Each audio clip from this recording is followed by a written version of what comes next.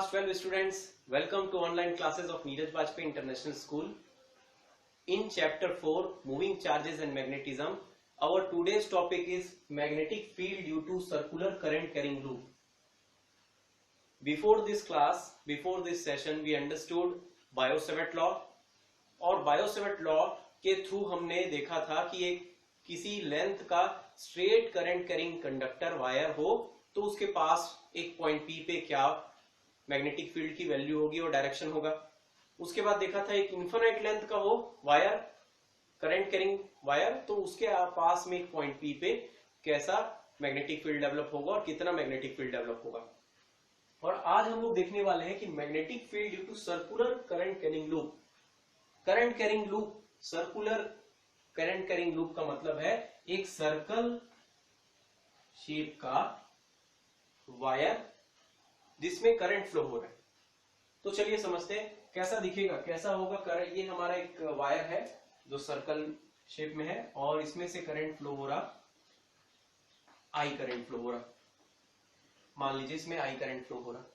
आप सोचेंगे सर गोल गोल कैसे घूम सकता है। इन सम वे ऐसा कुछ हमने अरेंजमेंट किया है। मान लीजिए यहां से ऐसे कनेक्ट है, करंट ऐसे बहकर वापस जा रहा, so in that way circular loop में हमें करंट दिख रहा। ओके, अब किसी भी पॉइंट पर कैलकुलेट करना मैग्नेटिक फील्ड थोड़ा कठिन है। हम क्या कर रहे हैं, यहां पर मैग्नेटिक फील्ड पता करने वाले हैं पॉइंट पी जो कि सेंटर है इसका, इस सर्कल का सेंटर है। तो हमने क्या जाना था, हमने पहले ही जान रखा था कि बायो-सेवर्ट लॉ,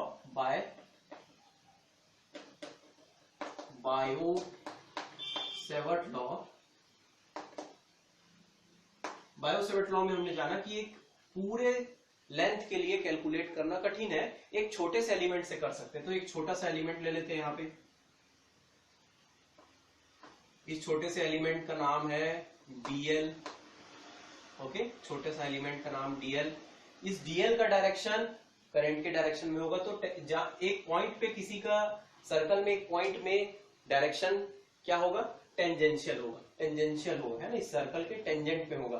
ओके, अब P से पॉइंट, उस P पॉइंट से उस एलिमेंट की दूरी, डीएल एलिमेंट की दूरी A है। तो हमको पता है, यहां समझ में आ जाएगा A क्या होगा, रेडियस के बराबर होगा, रेडियस ऑफ द सर्कल के बराबर होगा। अच्छा, एक और बात, डीएल और A में कितने डिग्री का एंगल होगा, 90 डिग्री का। ऑब्वियस सी बात है, tangent is perpendicular to the radius. तो ये बात हो गई, इतनी सारी बातें हो गई। सो बायो-सेवर्ट लॉ क्या बोलता है, बायो-सेवर्ट लॉ हमारा बोलता है कि पूरा मैग्नेटिक फील्ड नहीं बता सकते, छोटे से एलिमेंट के लिए डीबी, छोटा सा मैग्नेटिक फील्ड होगा, mu not upon 4 pi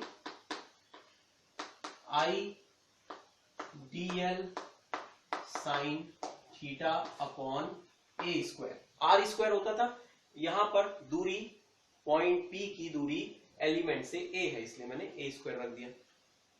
okay, theta की बात करते हैं। थीटा क्या था, ए और डीएल के बीच की, ए और ए यानी कि दूरी पी पॉइंट के बीच की डिस्प्लेसमेंट और हमारे एलिमेंट के डायरेक्शन के बीच का एंगल, ये थीटा। यहां पर 90 डिग्री है, we can put it here 90 degree. So what this equation will become? This will become as dB is equal to mu naught upon 4 pi I dl upon a square. Sin 90 की value 1, ये 1 इसमें हट गया।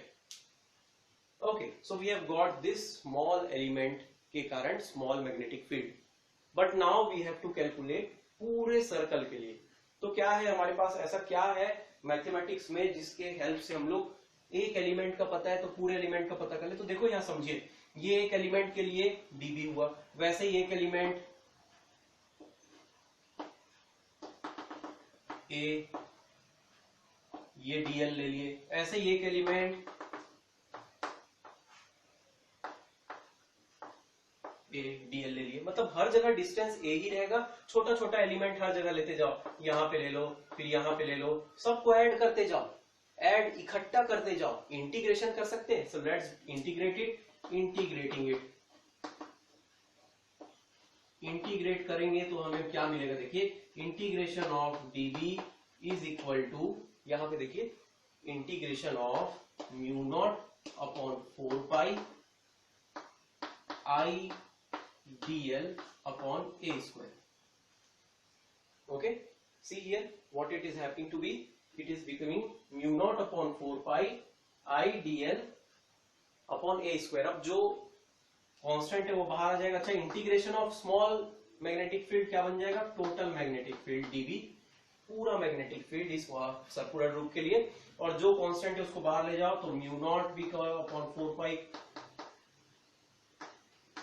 I upon a square. ये सब constant है. What will be the rest? dl. अब देखिए छोटा सा एलिमेंट dl, छोटा सा एलिमेंट dl. अब मैं इसको क्या कर रहा हूं? पूरा इंटीग्रेट कर रहा हूं. तो छोटा छोटा एलिमेंट मिलकर क्या बन जाएगा? पूरा सरकमफेरेंस बन जाएगा. सरकमफेरेंस क्या होता है? Circumference of a circle is mu naught upon 4 pi I upon a square. Integration of dl, integration of dl circumference हो जाएगा, सो it will become 2 pi a. यहाँ पे रेडियस a है ना, तो 2 पाई a, जिसमें से एक यहाँ का a और ये a cancel, so it will become to be mu not upon 4 pi I upon a, और यहां बचेगा 2 pi. Okay, so this will become our equation. ये हमारा इक्वेशन बन गया, हमारा फॉर्मूला बन गया सर्कुलर लूप के लिए. अच्छा, कहीं पर आपको ऐसा भी लिख सकते हैं, ये पाई कैंसल और 2 यहां से हट गया, तो it will become to be mu not upon 4 pi, sorry mu not upon 2 into I upon a. देखिए क्या हुआ? पाई पाई कैंसल और 2 1 जा और 2 2 जा 4, तो ये बचेगा. ऐसा भी दिखे तो ये भी सही है, बट यहां पे क्या है? म्यू नॉट अपॉन 4 पाई की वैल्यू नहीं रख पाएंगे आप 10 to the power minus 7. So this is the formula we are getting. This is the formula for magnetic field due to circular current carrying loop. Okay, समझ में आई बात ये वाली? I hope you have got that. बहुत आसान है. बस the thing which we are going through is that small element we have to take some angle between that and integrate it. Integration के बाद ये मिला. अच्छा, ये तो हुआ पूरे सर्कल के लिए, ये तो हुआ पूरे सर्कल के लिए. अगर यही चीज हमें सेमी सर्कल के लिए पता करना होता, तो अगर यही चीज हमें सेमी सर्कल के लिए पता करना होता तो चलिए इसी चीज को सेमी सर्कल के लिए, क्वाड्रेंट सर्कल के लिए, या फिर किसी भी एक आर्क के लिए, सर्कल के एक आर्क के लिए कैसे पता करेंगे उसको समझते हैं. सो लेट अस अंडरस्टैंड. एक सर्कल के थ्रू जो आपको आइडिया मिला कैसे निकालना है एक सर्कल के लिए, उसी आइडिया को हम लोग वहां पुट करेंगे. तो चलिए यहीं पे हम लोग देखते हैं कि क्या होगा, यहीं पे हम लोग समझते हैं कि क्या होगा. ओके, मैं अब क्या कर रहा हूं? इसी चीज को सेमी सर्कल के लिए बनाता हूं. Okay, so the same thing will be there. मैं बाकी चीजों को मिटा देता हूं and the same thing will be there. कहां से हम लोग डिड्यूस करने वाले हैं, कहां से इस चीज को कैलकुलेट करेंगे? Again the bio-Savart law. Okay, तो अब ये क्या है? Semi circle. मैं यहाँ पे स्पेशल केस लिख देता हूं. ये बन गया अब स्पेशल केस. मतलब हमें तो पता चल गया कि सर्कल के लिए क्या होता है, तो स्पेशल केस अब देखते हैं. Magnetic field due to semi circular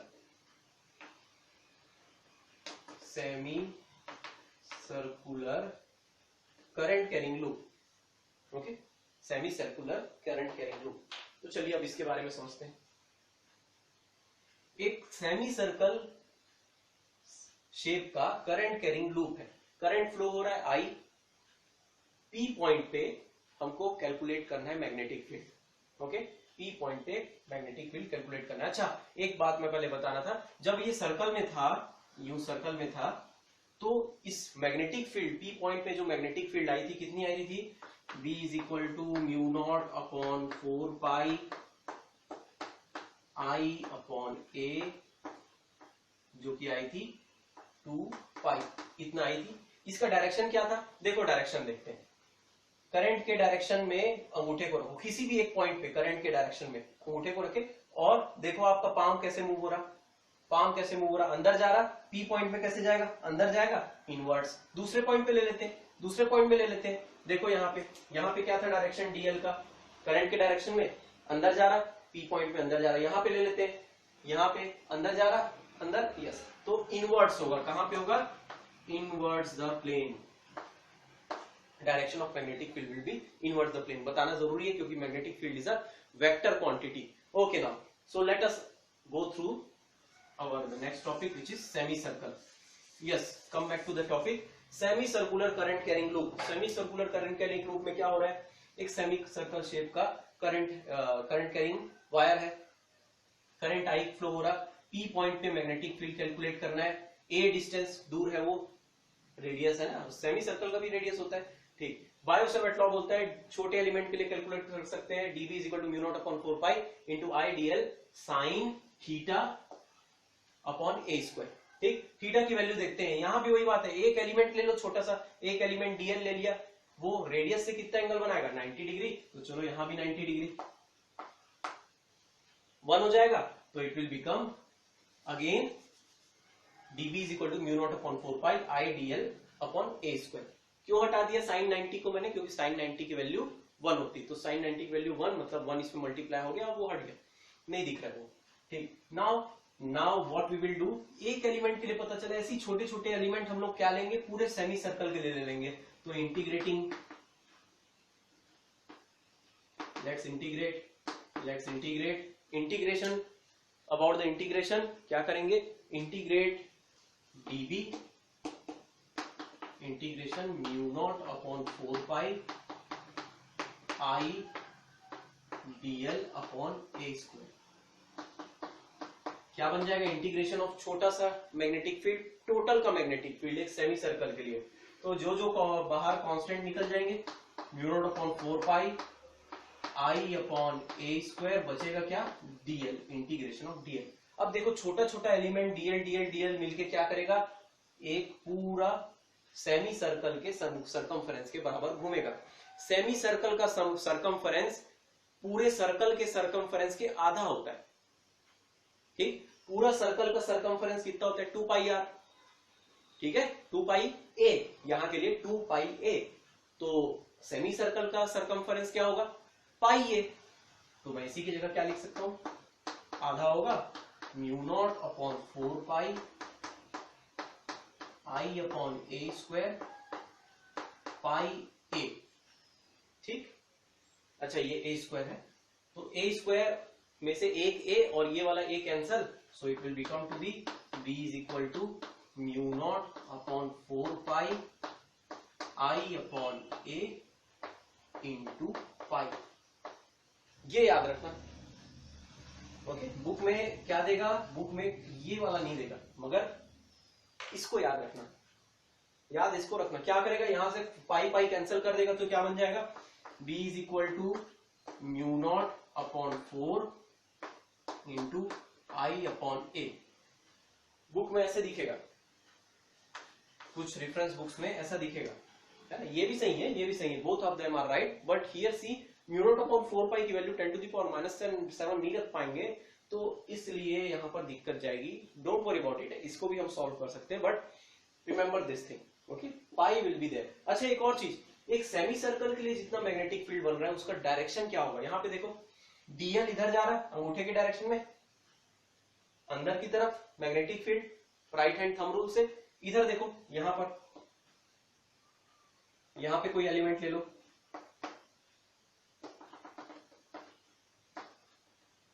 ठीक, कैसे जा रहा है, यूं जा रहा, मैग्नेटिक फील्ड कैसे जाएगी, पी में, अंदर की तरफ, मतलब यहां भी इनवर्ड्स, डायरेक्शन क्या रहेगा, इनवर्ड्स द प्लेन, या फिर from here to there, inwards the plane, inwards the blackboard, the green board, यहां पे रहेगा, ओके। नाउ सी, एक और चीज देखने वाली, सेमी सर्कल के लिए mu naught upon 4 I upon A, mu naught upon 4 into I upon a magnetic field मिला हमें, बी। सर्कल के लिए क्या था, mu naught upon 2 into I upon ए, यानी कि सेमी सर्कल के लिए जो मैग्नेटिक फील्ड बन रही है वो सर्कल से जो बन रही थी उसकी आधी है। यहां पे ये लिख सकता हूं मैं, B semi circle is equal to B circle upon 2। तो कभी ऐसा आपको मिले तो हम फट से रिलेशन निकाल सकते हैं। Sometimes it happens in competitive exam, ये दे देता है तो सेमी सर्कल का क्या होगा, ऐसा कुछ करके दे देगा। So in that time you have to use this relation, but to remember concept this is the basic one. Okay, now this was the for semi circle. अगर सेमी सर्कल का हो तो ये हम करेंगे। अब देखते हैं हम लोग इसका भी आधा, इसका भी आधा क्या होगा, इसका भी आधा क्या होगा, कुछ ऐसा दिखेगा, कुछ ऐसा दिखेगा। इसको हम लोग बोलते हैं क्वाड्रेंट। क्या बोलते हैं इसको, quadrant. Quadrant, quadrant of a circle current carrying loop. Quadrant of magnetic field due to, magnetic field due to quadrant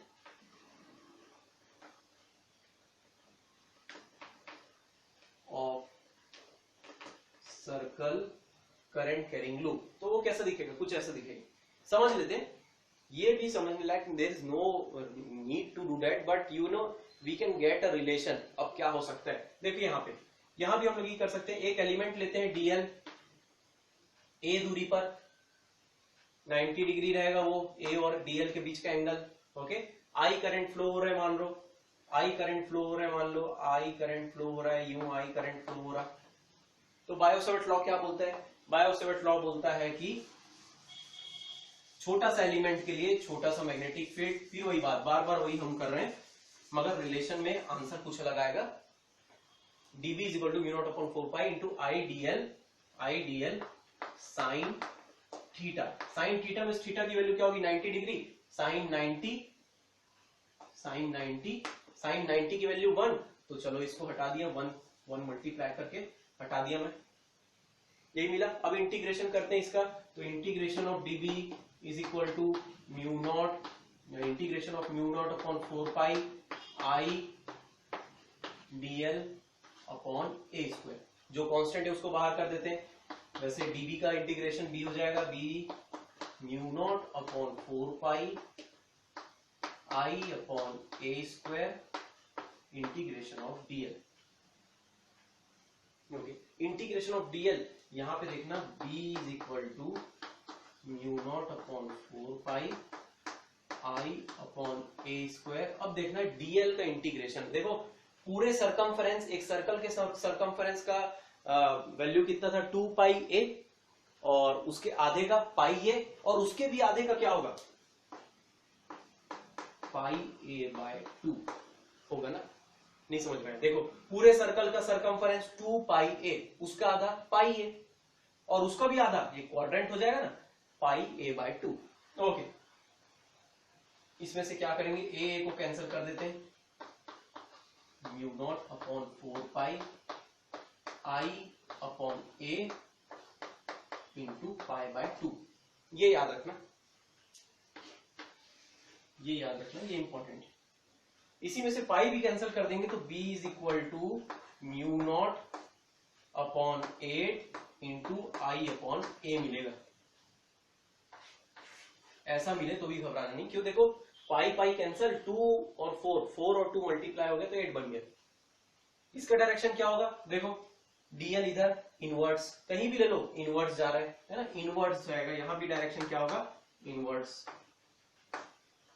ठीक, अब देखो बात, अब एक क्वाड के लिए, क्वाड शॉर्ट में बोल रहा हूं, एक क्वाड के लिए मैग्नेटिक फील्ड जो है वो सर्कल के लिए जो था, सर्कल के लिए जो मैग्नेटिक फील्ड थी उससे 4 गुना कम है, या फिर divided by 4, magnetic field due to circle upon 4, इतना होगा। तो ये भी रिलेशन को ध्यान में रखना है, वैसे रटने की जरूरत नहीं है, याद रखना बस समझ कर याद रखना, रटने की जरूरत नहीं है। You will remember that because as you know circle का आधा सेमी सर्कल, उसका भी आधा क्वाड, तो उसके हिसाब से मैग्नेटिक फील्ड भी कम हो रहा है। डायरेक्शन क्या हो रहा है, इनवर्ड्स।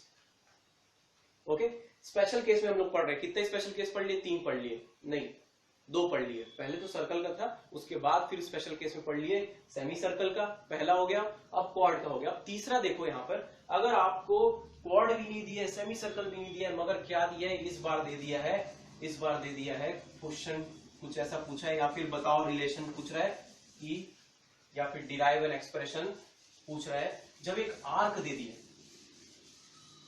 जब एक आर्क दे दिया तो आर्क कैसा, एक आर्क कैसा रहता है, कुछ ऐसा रहता है, ठीक। ये आर्क है, एक सर्कल का आर्क है जो जिसका सेंटर P है, वहीं पे हमको मैग्नेटिक फील्ड कैलकुलेट करना है। और ये आर्क जो है अपने सेंटर से एंगल बना रहा है, एंगल बना रहा है थीटा, ठीक। इस आर्क से करंट फ्लो हो रहा है I, तो इस P पॉइंट पे, अच्छा इसका रेडियस क्या है, A है, इसका रेडियस A है, तो इस P पॉइंट पे मैग्नेटिक फील्ड कैलकुलेट करना है जब इसमें करंट फ्लो हो रहा है I। है आसान, ये भी आसान है, देखते हैं कैसे। थीटा पता चल गया ना हमें, थीटा, ये थीटा पता चल गया है, यहां पर हमें क्या पता चल गया है, यहां पर हमें थीटा पता चल गया है, that is to be here, okay. ये थीटा पता चल गया हमें, ओके। अच्छा यहाँ पे कंफ्यूज मत हो ना, ये थीटा और ये थीटा यहाँ पे जो आता था, है ना। चलो इसको मैं कुछ और लिख दूं, इस एंगल को लिख देता हूं, थीटा की जगह बीटा लिख देता हूं। ये बीटा एंगल पता चल गया, पता है, मतलब हमें पता है कि beta angle, arc beta angle subtend कर रहा है सेंटर पे, ठीक। तो हमारा बायो-सेवर्ट लॉ से क्या फॉर्मूला मिलता है, कुछ ऐसा मिलता है, dv is equal to mu not upon 4 pi I dl sin theta, जिसमें से अब हमें क्या करना है, एक छोटा सा एलिमेंट ले लो, ये एलिमेंट का डायरेक्शन करंट का डायरेक्शन होगा, ये एलिमेंट जहां पे मैग्नेटिक फील्ड कैलकुलेट करना है वहां से कितना दूर है, a दूर है, a डिस्टेंस दूर है, कितना एंगल बनाएगा, एक टेंजेंट है, ये टेंजेंट बनाएगा, टेंजेंट कितना एंगल बनाएगा, 90 डिग्री बनाएगा। सो ऑब्वियस सी बात है 90 डिग्री साइन 90 मिलेगा। a और dl के बीच का एंगल तो थीटा होता था, तो चलिए ले लिए, ठीक। साइन 90 की वैल्यू क्या हो जाएगी, 1 हो जाएगी, तो फिर से यही मिला, फिर से ये मिला। तो अब क्या करने वाले, अब फिर से हम इंटीग्रेट करने वाले, इंटीग्रेशन करने वाले, इंटीग्रेशन में integration of dv is equal to mu not upon 4 pi I dl upon a square, integration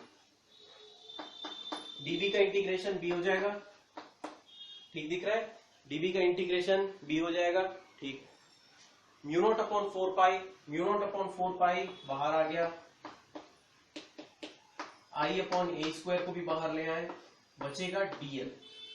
अब इस dl की बात देखते हैं, इस आर्क के लिए dl क्या होगा, ठीक, इस आर्क के लिए dl क्या होगा, इस बात को देखते हैं। चलिए देखते हैं, हमको एक चीज मालूम है, एक आर्क के लिए, एक आर्क के लिए जितना वो एंगल बना रहा है बीटा, जितना वो एंगल बना रहा है, ठीक दिख रहा है, जितना वो एंगल बना रहा है बीटा, वो होता है जितना इस आर्क का लेंथ है, मान लो L लेंथ है इस आर्क का, मान लो L लेंथ है इस आर्क का, तो L अपॉन A, मतलब आर्क अपॉन रेडियस होता है जितना एंगल बन रहा है सेंटर पे उस आर्क का, क्या होता है वो, आर्क अपॉन, आर्क का लेंथ क्या है, देखो आर्क का लेंथ L है अपॉन रेडियस जो कि A है, तो L अपॉन A, ओके। यहां से हमको क्या मिल रहा है, यहां से मिल रहा है L is equal to A into beta, A into beta, okay.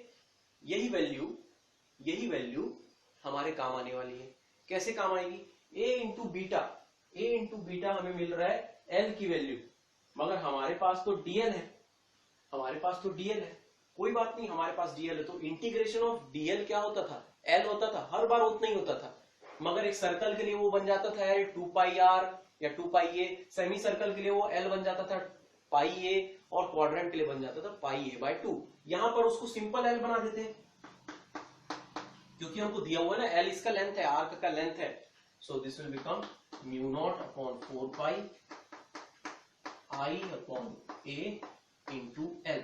अब इस L की वैल्यू को हम यहाँ पे रखते हैं, इस L की वैल्यू को यहाँ पे रखते हैं, तो beta is equal to mu not upon 4 pi I upon a into a into beta into a into beta into a into beta, याद रखनी चीज। अच्छा एक और चीज जो यहाँ याद रखना है, जब हम लोग ऐसा लेते हैं ना beta is equal to L upon a, तो हम बीटा को हमेशा इन रेडियन लेते हैं, इन रेडियन, डिग्री में नहीं लेंगे, 90 डिग्री 30 डिग्री ऐसा नहीं लेंगे, है ना। रेडियन वाला कहानी मालूम है ना, रेडियन में मान लो ऐसा कहीं क्या होता है, मान लो आपके पास रेडियन में पता करना है 45 डिग्री को रेडियंस में चेंज करना है, तो क्या करोगे, पाई बाई 180 मल्टीप्लाई कर दो। ये कैसे बना, पाई बाई 180 वाली बात याद आ रही है, ये कैसे बना, अगर नहीं समझ आ रहा तो ये समझ लो कि 2 पाई का मतलब होता है, 2 पाई रेडियन का मतलब होता है 360 डिग्री। पूरा एक सर्कल पूरा आप घूम जाओ तो कितना रेडियन घूम गए बोलते हैं, 2 पाई रेडियन, 360 डिग्री बोलते हैं उसको, और 2 पाई रेडियन। तो पाई मतलब 180 डिग्री, पाई बाई 2 मतलब 90 डिग्री, पाई बाई 4 मतलब 45 डिग्री, है ना। यहां पे इसको सॉल्व करना, पाई बाई 4 आएगा। अरे देखो यहाँ पे पाई का मतलब 180 डिग्री, तो पाई रेडियन का मतलब 180 डिग्री, पाई रेडियन का मतलब 180 डिग्री, मतलब 1 रेडियन का मतलब 180 अपॉन पाई। क्या बात बोल रहा हूं मैं, पाई रेडियन मतलब 180 डिग्री, ठीक। तो 1 रेडियन मतलब 180 डिग्री अपॉन पाई डिग्री। उसी को उल्टा बना दो, pi is equal to, pi radian is equal to 180 degree, या 180 degree is equal to 1 pi radian. तो 1 degree is equal to pi upon 180, तो 45 degree is equal to 45 into pi upon 180। ठीक, आसान है, अरे बहुत आसान। तो चलो आगे बढ़ते हैं। ये बीटा की वैल्यू क्या रहनी चाहिए, रेडियन में ही रहनी चाहिए, रेडियन में रहनी चाहिए, डिग्री में मत रख देना, गलत हो जाएगा। ठीक, अभी देखिए ए कैंसिल, बीटा बस बचेगा, so it will become to be beta is equal, sorry b is equal to mu not upon 4 pi I, अच्छा ये ए स्क्वायर था ना, ओके, ये ए स्क्वायर है, ए स्क्वायर है, ए स्क्वायर है, आई upon a into beta. Beta है ना, याद रखना बी नहीं है, मैग्नेटिक फील्ड नहीं है, बीटा। मतलब रेडियन में बीटा की वैल्यू रखो तो बाकी की वैल्यू रखो, तो आपका फॉर्मूला बन गया किसी भी आर्क के लिए, किसी भी आर्क के लिए। तो चलो देखते हैं, इसको मिटाया जाए, ये समझ में आया, बीटा रेडियन में रहेगा, एल अपॉन ए, जितना एंगल बना रहा है बीच में रेडियन में, वो आर्क अपॉन रेडियस के बराबर होगा। ठीक, अब देखिए जितना हमने पढ़ा अभी, सर्कल, सेमी सर्कल, क्वाड्रेंट, यहीं से ये कॉमन है, हमारा कॉमन फॉर्मूला है, कॉमन फॉर्मूला से पता चल जाएगा। देखो ये बीटा की वैल्यू क्वाड्रेंट के लिए, ये बीटा की वैल्यू क्वाड्रेंट के लिए कितनी होगी, क्वाड्रेंट के लिए, क्वाड्रेंट में कितना एंगल बनता है, कितने डिग्री का एंगल बनता है, तो इसी चीज को हम क्वाड्रेंट के लिए देखते हैं। ओके, क्वाड्रेंट एक ऐसा आर्क है जो सेंटर में कितना एंगल बनाता है, 90 डिग्री। मगर याद रखना ये 90 डिग्री है, हमें बीटा रेडियन में निकालना है। तो फिर से वही बात मैं जो लिखा था कि 2 पाई को हम बोलते हैं 360 डिग्री, पाई को बोलते हैं 180 डिग्री, तो पाई बाई 2 को बोलेंगे 90 डिग्री। ओके, या तो ऐसा पता कर लो, सिंपल है तो, या फिर आप उसे मल्टीप्लाई बाय पाई बाई 180, तो देखना तो भी सेम आंसर आएगा। 90 डिग्री मतलब पाई बाई 2, यानी बीटा की जगह पाई बाई 2 रखो, तो यही बन जाएगा b of quad is equal to आ जाएगा mu not upon 4 pi into I by a into pi by 2। याद आ रहा है, यही आया था, वहां भी हमसे यही आया था। Yes, the same thing will come because actually that was also deduced from the same way. Okay? अब देखो उसी के बाद हम इसको सेमी सर्कल बना देते हैं। सेमी सर्कल बन गया, सेमी सर्कल बना तो ये कितना एंगल बनता है, एक्सटेंड कितना करता है सेंटर पे, वही एंगल हमारा बीटा होता था। ये बीटा, यहाँ पे यही बीटा होता था आर्क के लिए बीटा, तो सेमी सर्कल के लिए बीटा की वैल्यू क्या हो जाएगी, ये 180 है, तो 180 यानी पाई, इसकी जगह पाई रख दो। सो सेमी सर्कल के लिए बन जाएगा बी की वैल्यू, मैग्नेटिक फील्ड की value mu not upon 4 pi into I by a into pi. इतना ही आ रहा था। Same thing was coming over there also.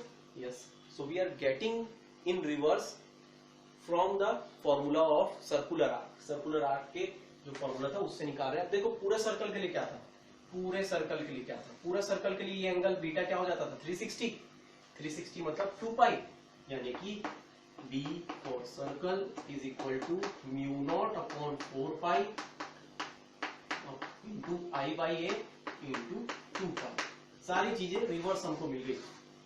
एक फॉर्मूला, कॉमन फॉर्मूला, इसीलिए बोलूंगा मैं this is the common formula. शुरू से हम यही कर सकते थे, but to get it from the concept we came up till here and then we rebounded back to that. Do you understand?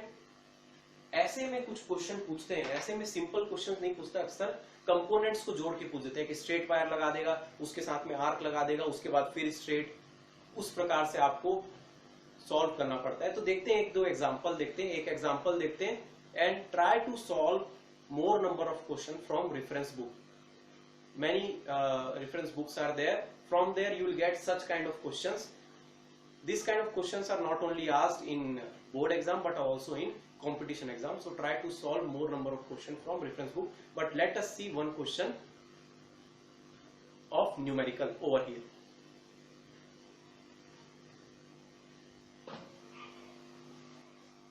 So here is one numerical, and this numerical is asking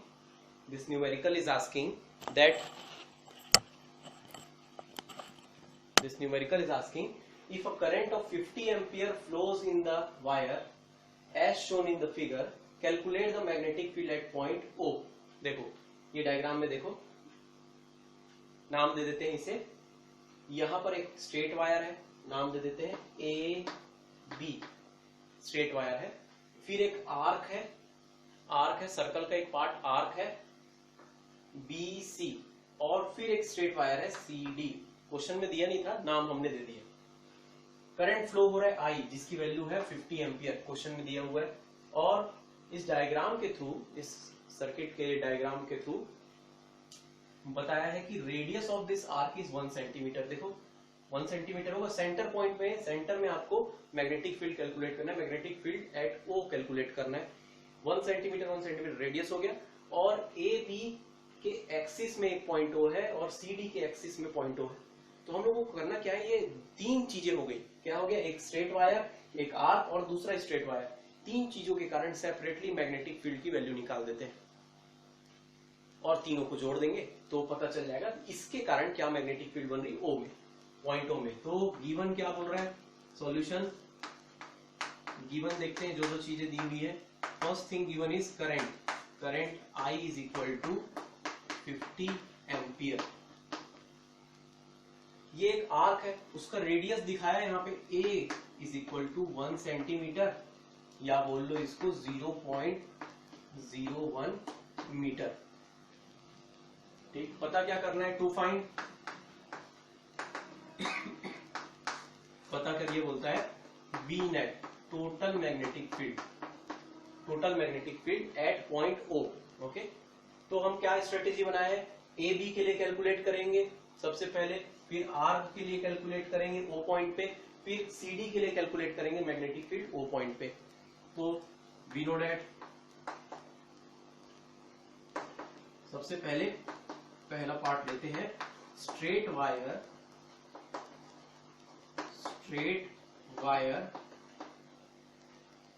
A b.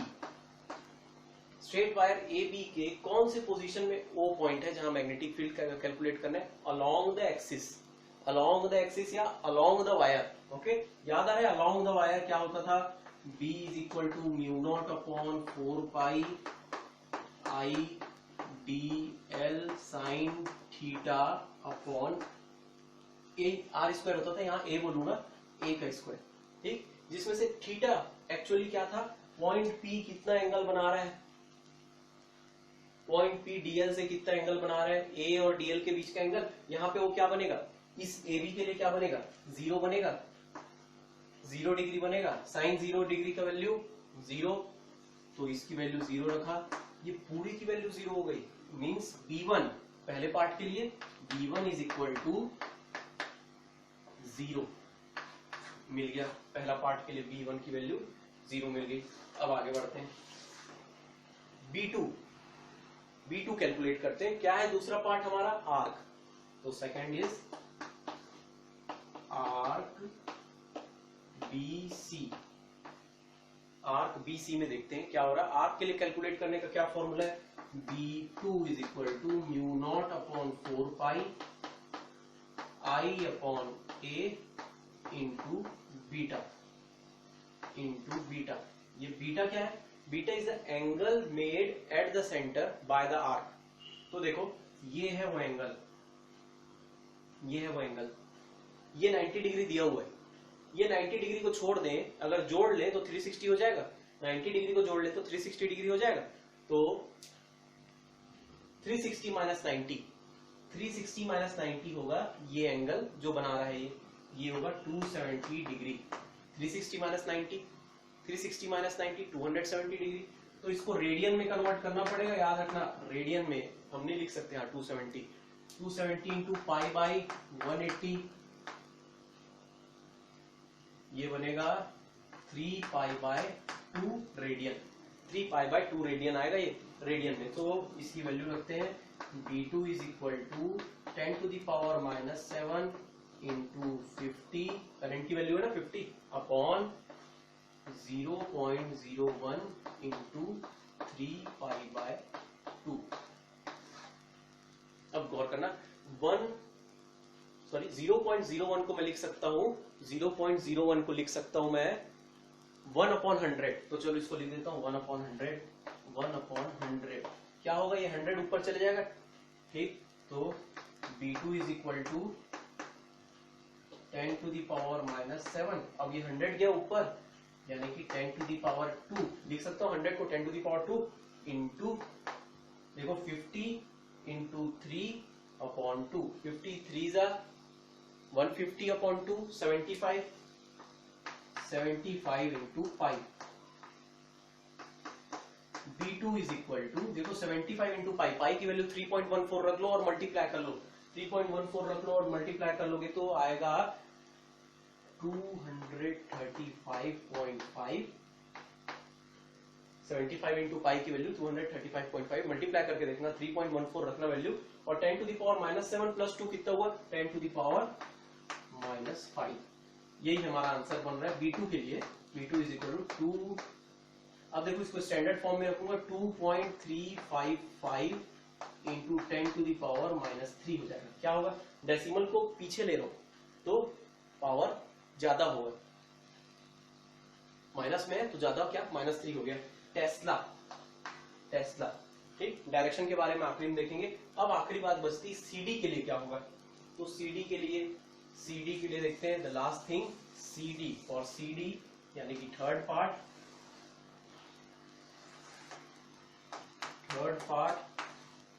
Straight